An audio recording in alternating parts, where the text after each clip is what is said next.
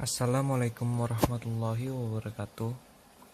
Pada kesempatan kali ini, kami dari kelompok 4 akan menjelaskan tentang jig and fixture dan teknik perakitan.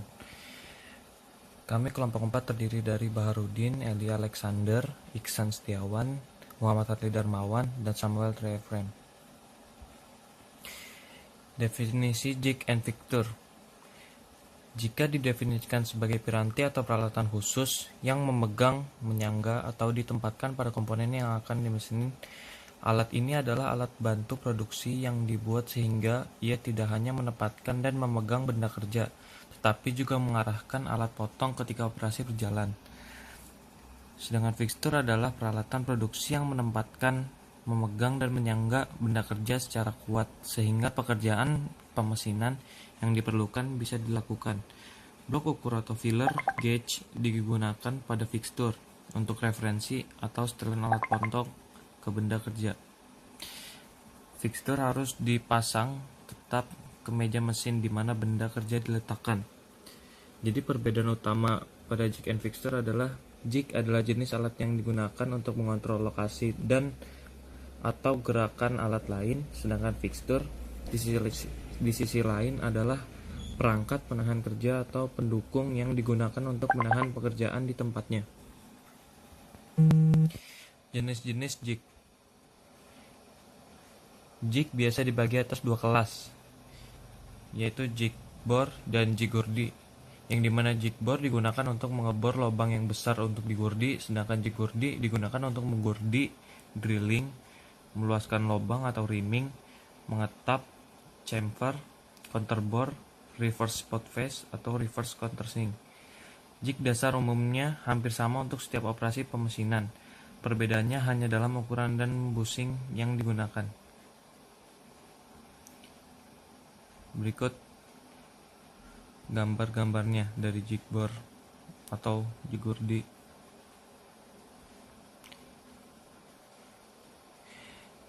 Nah, jig gurdi bisa dibagi atas dua tipe umum, yaitu tipe terbuka dan tipe tertutup. Jig terbuka adalah untuk operasi sederhana, di mana benda kerja di mesin pada hanya satu sisi. Sedangkan jig tertutup atau kotak digunakan untuk komponen yang di mesin lebih dari satu sisi. Jenis-jenis jig ada banyak. Yang pertama, jig template. Jig template adalah jig yang digunakan untuk keperluan akurasi. Jig tipe ini terpasang di atas, pada, atau di dalam benda kerja dan tidak diklem. Lihat ada gambar nomor 4. Template bentuknya paling sederhana dan tidak mahal. Jig jenis ini bisa mempunyai bushing atau tidak. Jig plate sejenis dengan template. Perbedaannya hanya jig jenis ini mempunyai klem untuk memegang benda kerja. Bisa dilihat pada gambar nomor 5. Jig plate kadang-kadang dilengkapi dengan kaki untuk menaikkan benda kerja dari meja, terutama untuk benda kerja yang besar. Jig jenis ini disebut jig table atau meja. Bisa dilihat pada gambar nomor 6. Terlihat seperti meja. Jig sandwich adalah bentuk jig plate dengan pelat bawah. Jig jenis ini ideal untuk komponen yang tipis atau lunak, yang mungkin bengkok atau terlipat pada jig jenis lain. Bisa dilihat pada gambar nomor 7. Dia seperti sandwich yang berlapis. Lalu ada jig angle plate atau plat sudut. Digunakan untuk memegang komponen yang di mesin pada sudut tegak lurus terhadap mounting lokatornya atau dudukan lokator, yaitu dudukan untuk alat penempatan posisi benda kerja. Gambar 8 adalah jig jenis ini.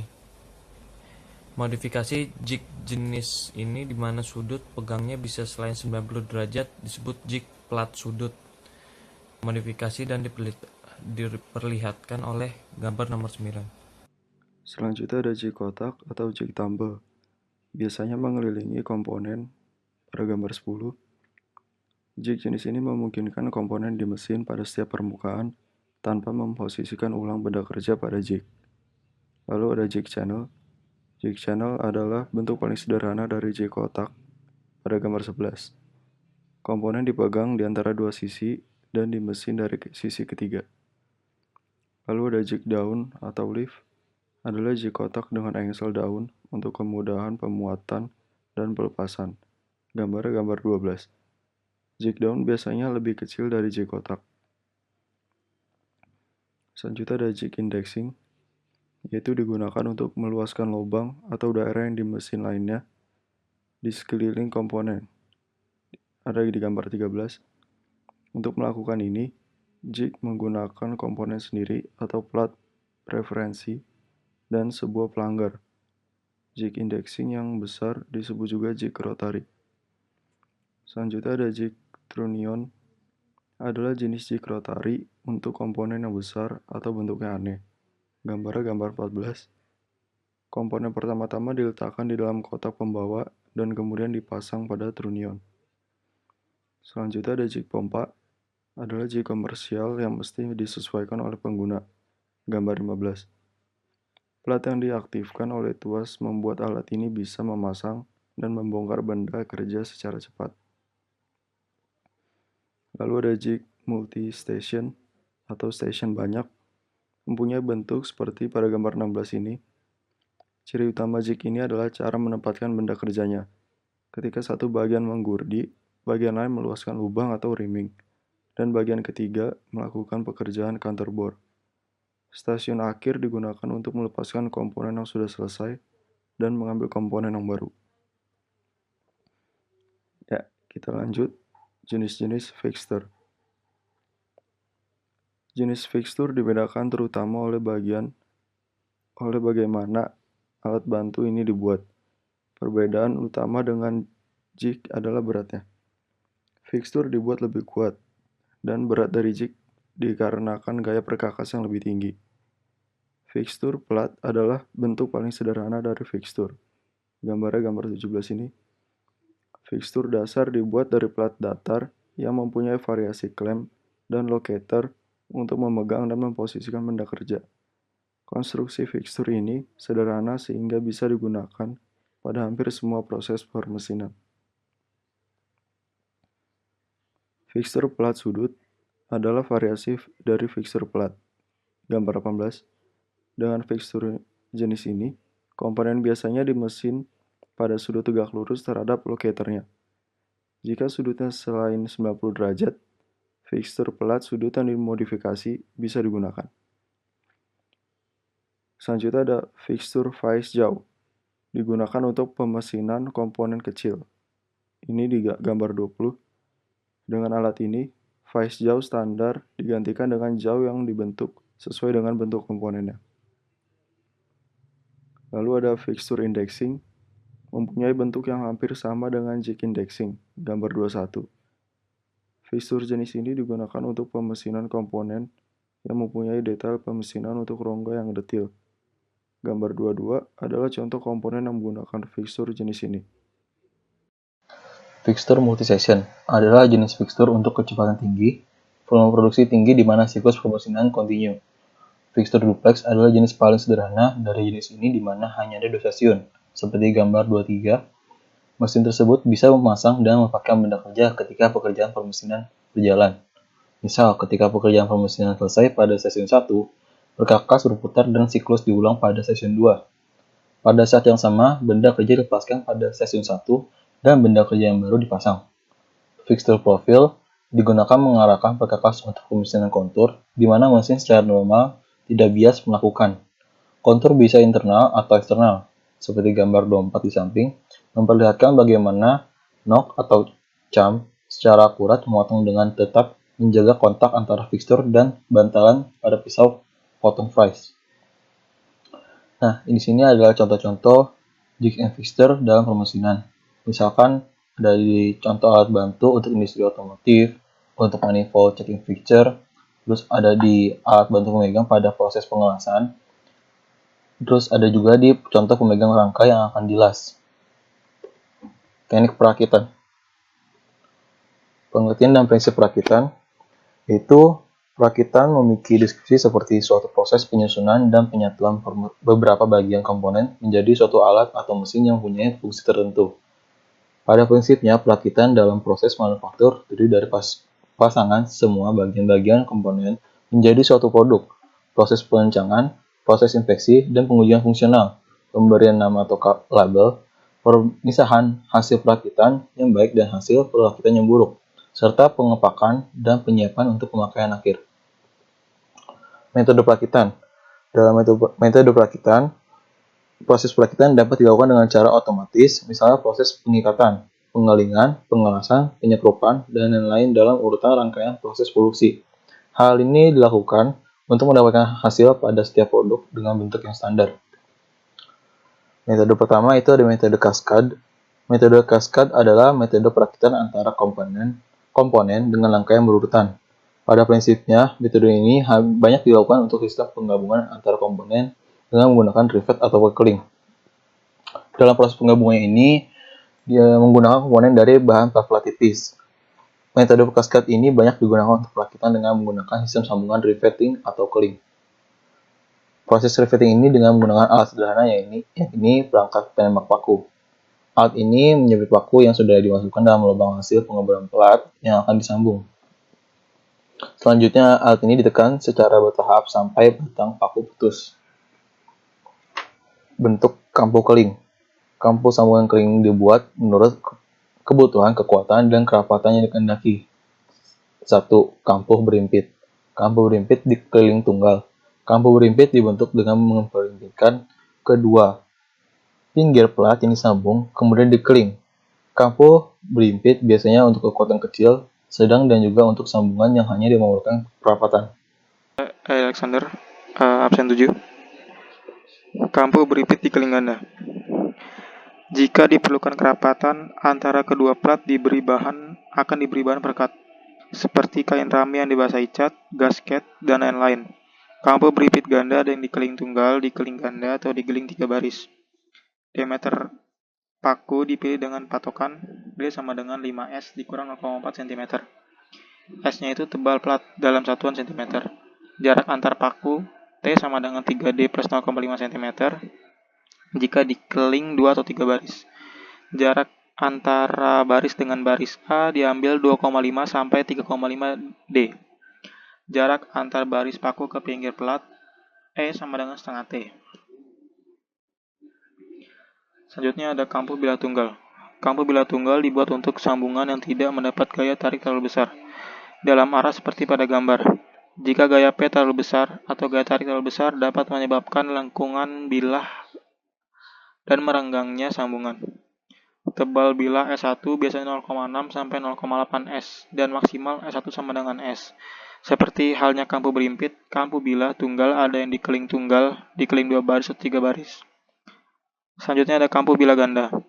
Kampu bilah ganda banyak digunakan untuk sambungan yang menghendaki kekuatan dan kerapatan pada tekanan tinggi. Misalnya sambungan memanjang badan ketel uap. Kampu bilah ganda seperti halnya kampu bilah tunggal, ada yang dikeling tunggal, dikeling 2 baris atau 3 baris. Selanjutnya akan dibahas tentang penerapan dan metode keseimbangan. Penerapan sambungan keling.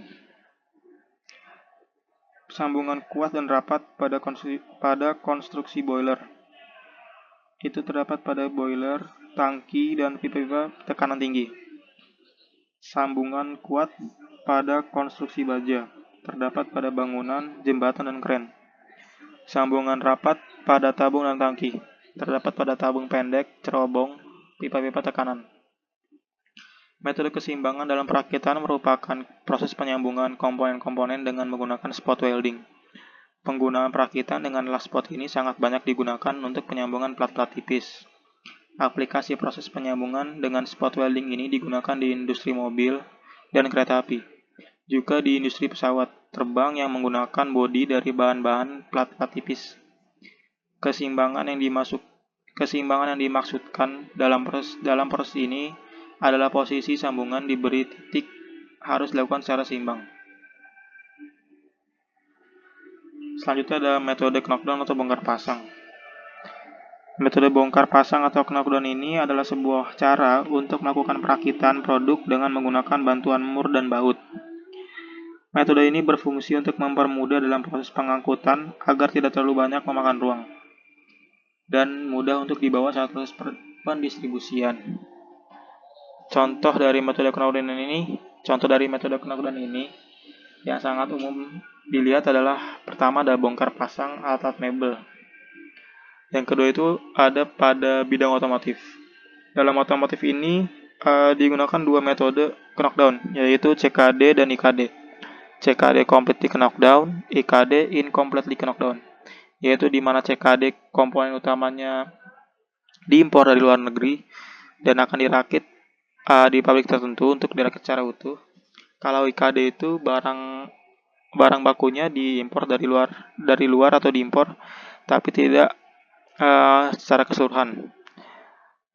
Ini dikarenakan pada pabrik dalam negara itu sendiri sudah dapat memproduksi part yang tidak dikirim tersebut. Untuk proses perakitannya sendiri sangat membutuhkan atau memerlukan dan bergantung pada mur dan baut yang digunakan. Mur dan bautnya sendiri itu dapat bermacam-macam sesuai dengan barang yang akan dirakit. Keuntungan dan kerugian dari metode knockdown. Keuntungannya itu yang pertama, memudahkan dalam pengangkutan dan pengiriman suatu barang. Yang kedua itu memudahkan dalam perawatan setiap komponen-komponen barang tersebut. Kedua, membuat konstruksi barang menjadi lebih sederhana. Ketiga, membantu petugas dalam melakukan pekerjaannya. Kerugiannya itu yang pertama, memerlukan waktu yang bervariasi dalam perakitannya. Tergantung level dari kesulitan saat kesulitan benda yang dirakit. Yang kedua itu memerlukan alat tambahan dalam proses perakitannya. Ketiga itu dalam hal kekuatan tergantung pada mur dan baut yang dipasang. Kuat atau tidak. Yang keempat itu butuh ketelitian yang lebih dalam proses perakitan. Selanjutnya akan dibahas tentang macam-macam bentuk ulir. Yang pertama itu ulir segitiga. Jenis ulir ini banyak sekali kita temui atau umum digunakan oleh orang-orang. Dan banyak sekali standar dari ulir segitiga ini. Di antaranya adalah yang pertama itu ada ulir metris atau metric standard thread. Merupakan ulir segitiga dengan sudut puncak 60 derajat dan keseluruhan dimensi dalam satuan metris. Simbol dari ulir ini adalah M. Contohnya M8 kali 1,25 adalah ulir metris dengan diameter 8 mm dengan pitch 1,25 mm. Sekian. Selanjutnya di sini ada ulir Whitworth. Whitworth Standard Thread merupakan ulir segitiga dengan sudut puncak 55 derajat.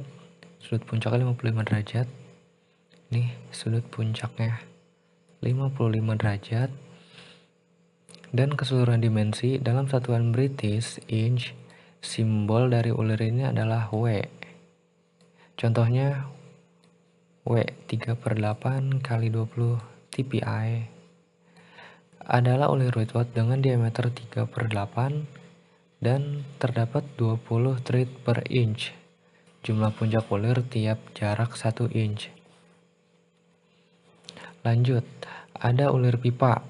Ulir pipa atau BSP thread merupakan ulir standar yang digunakan pada sambungan pipa. Disimbolkan dengan huruf R. Contohnya R 3/8 yaitu ulir standar pipa untuk diameter pipa 3/8. Nah, ini bentuknya kayak gini nih. Lanjut, ada ulir UNC, Unified Coarse Thread. Merupakan versi kasar dari ulir UNF. Kasar di sini dimaksudkan adalah jumlah ulir tiap inchnya yang lebih sedikit dari ulir UNF, sehingga tampak kasar. Simbol yang digunakan adalah UNC. Contohnya 3/8 16 UNC adalah ulir UNC dengan diameter 3/8 dan jumlah ulir tiap inchinya itu 16. Kemudian ada ulir UNF, Unified Fine Thread, di mana merupakan jenis ulir dengan dimensi gabungan dari metris dan British. Ulir ini mempunyai sudut puncak ulir 60 derajat. Dan dimensi ukuran dalam satuan British inch. Ulir ini kebanyakan digunakan di negara Amerika Serikat dan Kanada. Simbol yang digunakan adalah UNF. Contohnya, UNF 3/8 kali 24 dpi, yaitu ulir UNF dengan ukuran diameter 3/8 dan jumlah ulir tiap inchnya itu ada 24. Nah, di sini ada ulir segi 4. Kalau ulir segi 4 itu kita lihat pitch-nya itu bentuknya segi 4 kayak gini, kotak. Bukan yang ngeruncing-ngeruncing, kayak tadi kan segitiga. Nah, ini kotak atau square thread. Merupakan ulir dengan bentuk profil segi 4. Biasanya digunakan untuk beban berat, misalnya pada pembuka pintu air bendungan, dan ulir pada pada tanggem. Ulir segi 4 disimbolkan dengan huruf SQ dan berdimensi inch, contohnya SQ 3/8 kali 8 dpi, yaitu ulir segi 4 dengan diameter 3/8 dan jumlah ulir tiap inchnya adalah 8.